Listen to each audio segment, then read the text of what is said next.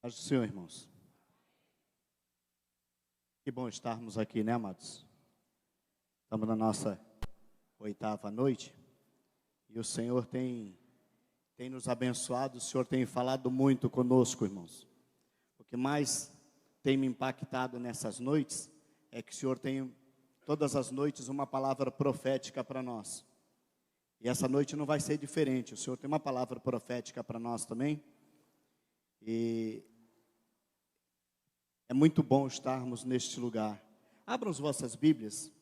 Nessa 8ª noite nós vamos tratar sobre paz na comunidade cristã. E já que o pastor fez o comentário sobre a igreja, eu queria só pedir a permissão do pastor para estender, tá, pastor? A igreja está no Jockey Club, então eu quero falar desse local. Então eu vou falar dessa igreja nesse local. O porquê que essa igreja está nesse local. Vai ficar mais forte ainda. Capítulo 14 do livro de João, Evangelho de João, versículo de número 27.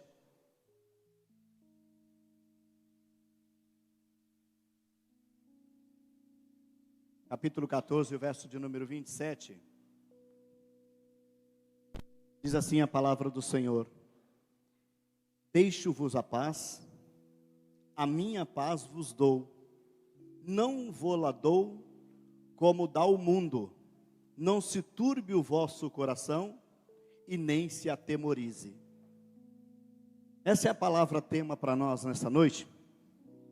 E o interessante é que a gente fica pensando, acho que se não me engano foi pastor Rodrigo na primeira noite que citou esse texto. Se não me engano foi pastor Rodrigo, que falou da paz, que Jesus Cristo falou que daria para nós uma paz que não seria igual à paz do mundo. E nós assentamos a paz do mundo como ausência de guerra. Às vezes nós nos pegamos pensando no que na verdade Jesus Cristo poderia querer dizer com isso. Eu deixo para vocês a minha paz, e a minha paz eu vos dou.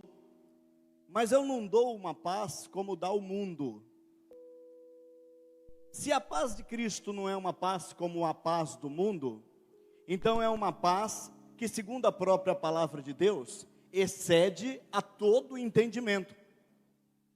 Então como é que nós vamos entender de uma paz que excede a todo entendimento?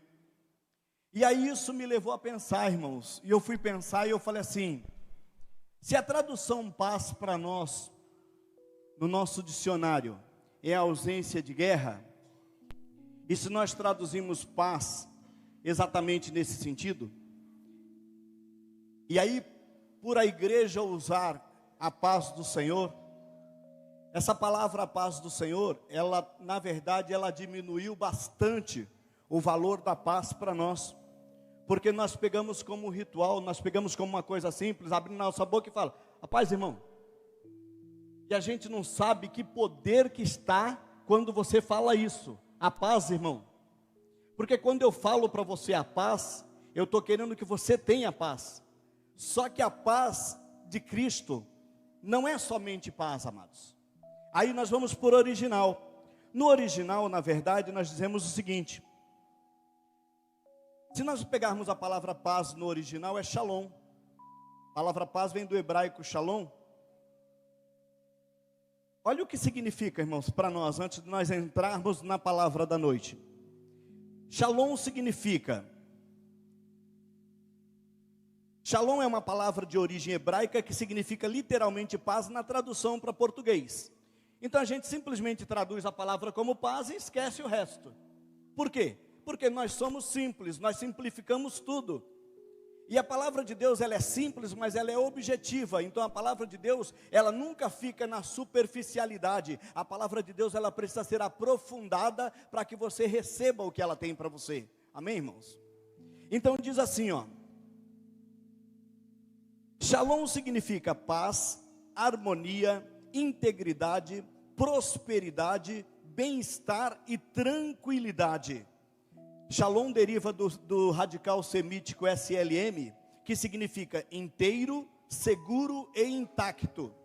A saudação Shalom implicava em integralidade, totalidade, um desejo para que os que estavam sendo saudados tivessem saúde física e recursos espirituais para preencher as suas necessidades.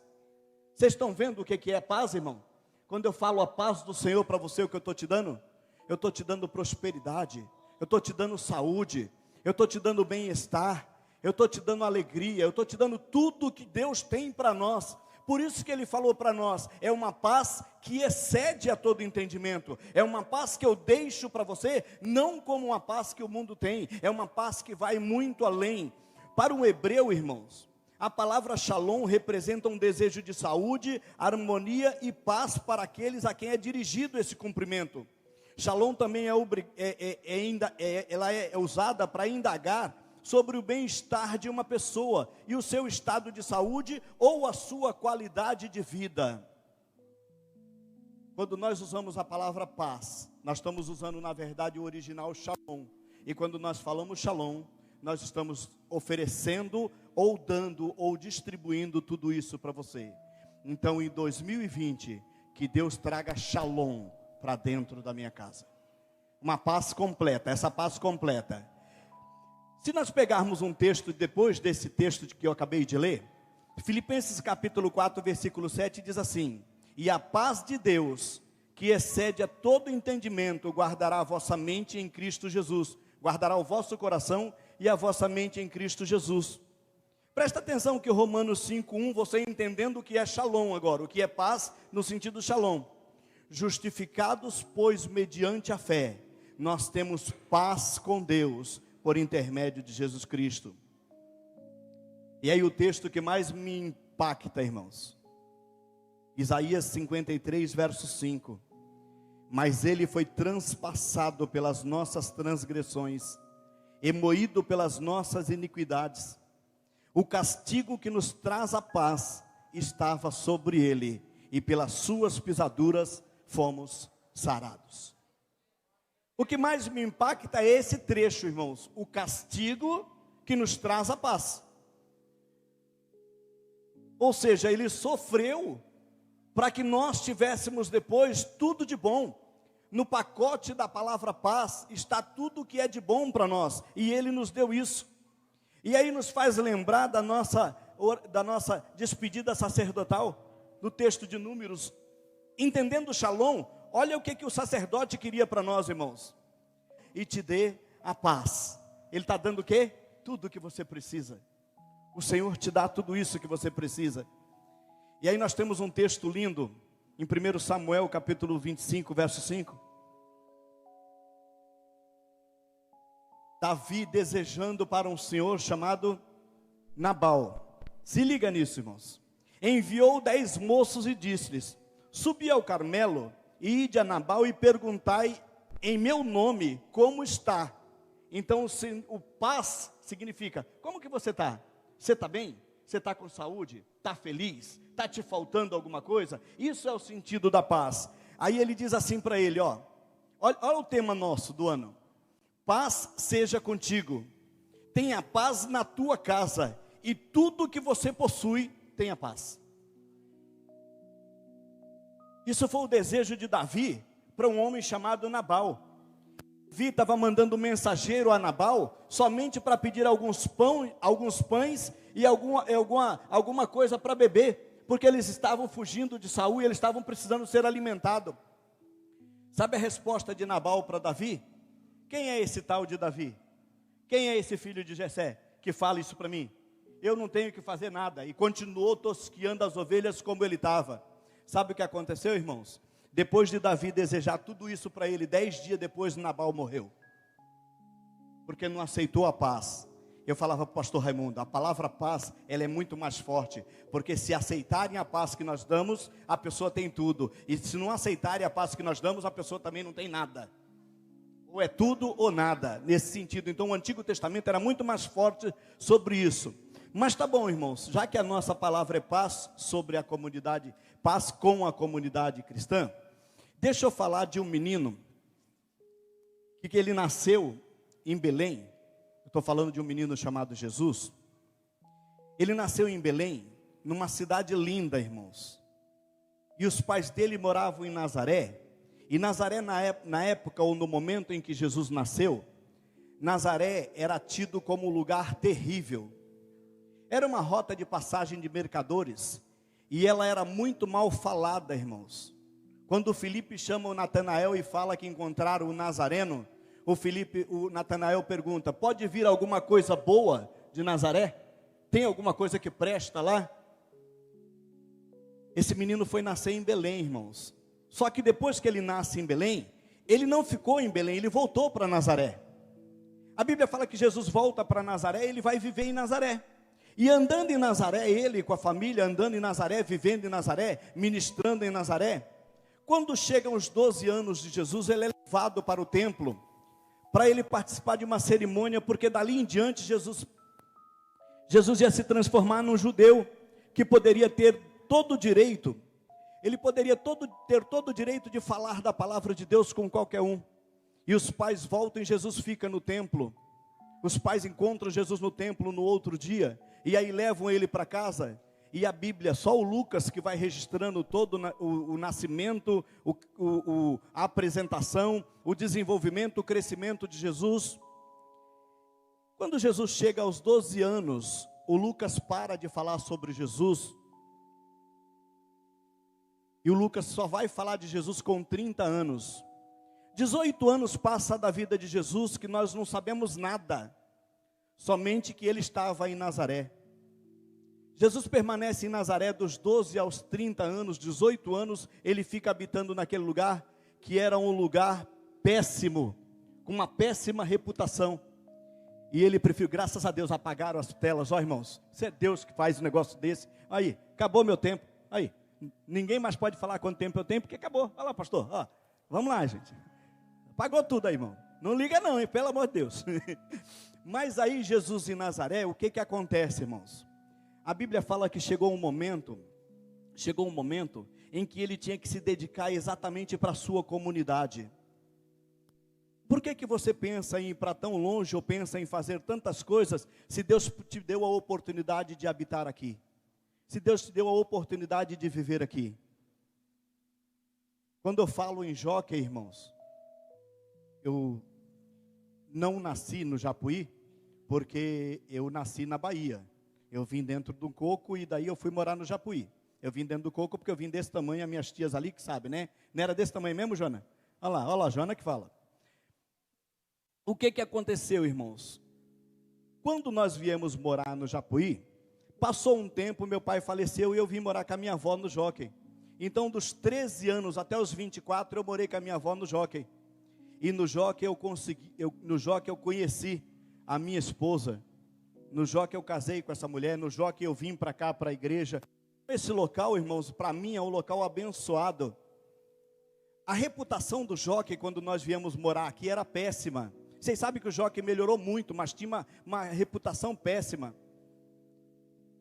Jesus nunca se envolveu com isso, irmãos. Ele não se importou com o que falavam de Nazaré. Ele se importou em mudar a comunidade cristã que ele vivia. Quando Jesus quis começar o seu ministério, irmãos, foi em Nazaré que ele começou o ministério. Mas antes dele começar o ministério, você fala para mim, Alçuíris, o que ele fez com esses 18 anos dele trabalhando? O que ele fez com esses 18 anos que a Bíblia não comenta? Em 18 anos ele viveu para os pais, irmãos. 18 anos da vida dele ele viveu para os pais. Ele entendeu que ele causou um transtorno para os pais. Em Lucas capítulo 2, quando ele vai para o templo, ele causou um transtorno para os pais. Ele vai viver agora em Nazaré durante 18 anos, ajudando o pai como carpinteiro. José era carpinteiro e Jesus foi trabalhar como carpinteiro. E aí você me pergunta, por que Jesus é carpinteiro? Por que Jesus foi carpinteiro? Carpinteiro trabalha com madeira, irmãos. E madeira simboliza o que é humano. Uma certa feita, o pai de Jesus mandou ele fazer um banco. José deu uma madeira para Jesus fazer um banco. E Jesus começou a trabalhar na madeira e chegou uma hora que Jesus chamou o pai e falou para ele assim: pai, aqui não tem jeito, porque aqui é o nó da madeira. E não tem como deixar isso aqui bom. Não tem como aperfeiçoar isso aqui. José falou, gasta um tempo, porque no nó você gasta um tempo mais. Quando a madeira tem um nó, você gasta um tempo mais com ela. Passou um tempo, Jesus chamou José, todo feliz, e mostrou o banco para José pronto.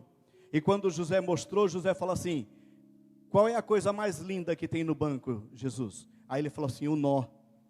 O nó trabalhado deixa de ser o pior defeito para ser a melhor qualidade. Nessa noite o carpinteiro está nessa casa, irmãos.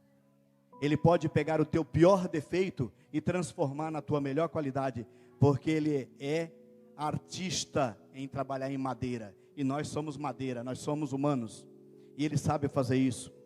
Mas Jesus se envolveu em Nazaré, irmãos, ele não se preocupou, e ele vai até o dia dele aparecer para ele ministrar, e quando ele vai ministrar, ele entra em Nazaré no templo, e ele pede o livro, e dão para ele o livro do profeta Isaías, e quando dão o livro do profeta Isaías, ele abre o livro e ele lê.